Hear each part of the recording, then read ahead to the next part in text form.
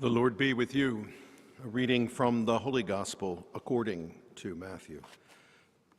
When Jesus was born in Bethlehem of Judea in the days of King Herod, behold, Magi from the east arriving in Jerusalem, saying, "Where is the newborn King of the Jews? We saw his star at its rising and have come to do him homage."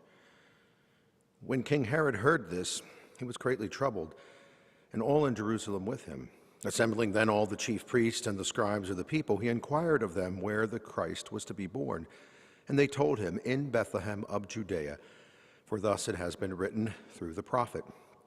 And you, Bethlehem, land of Judah, you are by no means least among the rulers of Judah, since from you shall come a ruler who is to shepherd my people Israel."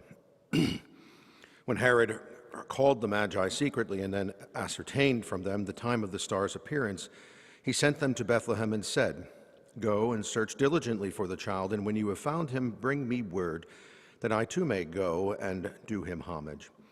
After their audience with the king, they set out, and behold, the star that they had seen at its rising preceded them until it came and it stopped over the place where the child was. They were overjoyed at seeing the star, and upon entering the house, they saw the child with Mary, his mother. They prostrated themselves and did him homage. And they opened up their treasures and offered him gifts of gold, frankincense, and myrrh. And having been warned then in a dream not to return to Herod, they departed for their country by another way. The Gospel of the Lord.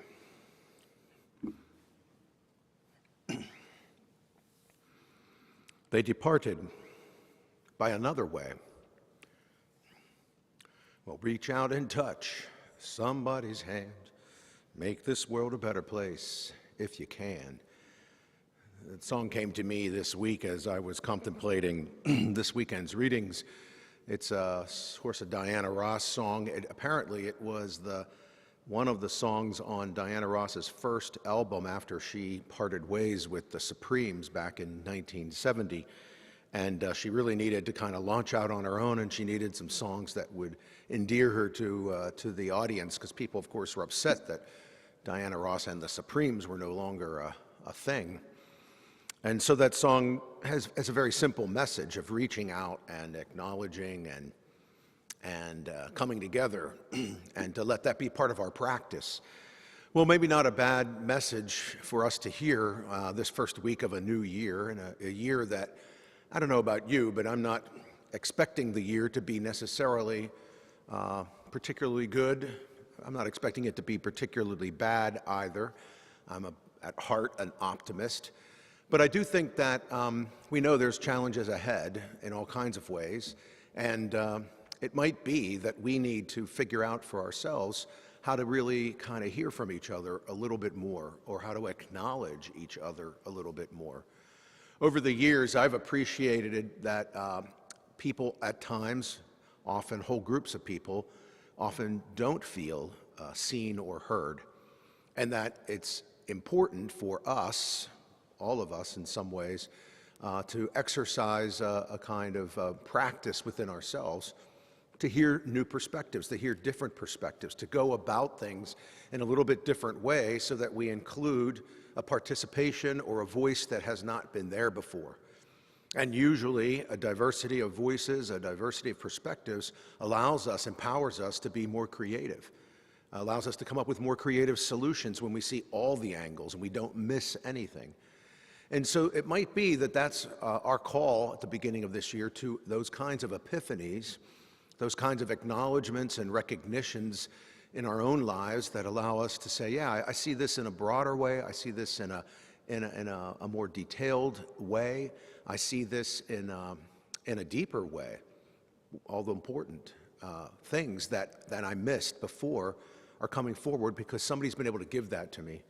I remember as a kid, I think in high school, we were reading one of James Joyce's works. I can't remember which one, probably Portrait of an Artist, but it was when I got my first instruction to the literary device of an epiphany, a way in which we, the characters in the story come to see things deeper and maybe even a life-changing kind of perspective that comes about in a narrative, in a story, in someone's life. Well, on this feast of the Epiphany, this beginning of 2024, you and I might want to look for the ways in which we too can have a different kind of experience, go about things in a different way so that we can see what we need to see things in a, as I said, in a broader, maybe deeper, and maybe even in a more complex way so that we can then take that complexity and deal with it and come up with real solutions, not superficial glossovers, not ignoring things, but take them head on.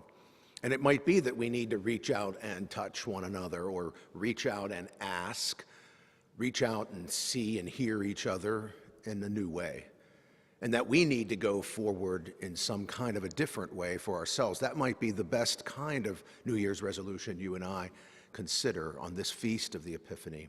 I'm not a big resolution kind of person. I've already broken one resolution that I thought I was going to make, and then by the middle of the first week of January, I've decided, nah, that's not going to happen. So I'm more about being surprised by what we, us, and God can do together, and let not a resolution of my own individual commitments or powers play out here, but let me be simply more open to be resolved to see things from a broader and deeper perspective by hearing new voices, new ways in which I can understand, where I can see and hear others and they can see and hear me. And it might require that I have that practice this year in 2024 of reaching out and touching, maybe not somebody's hand, but certainly reaching out and asking for what they feel, what their perspective is, so that we as a community can come to a broader sense of who we are and how we are and where we need to go in this new year. Amen.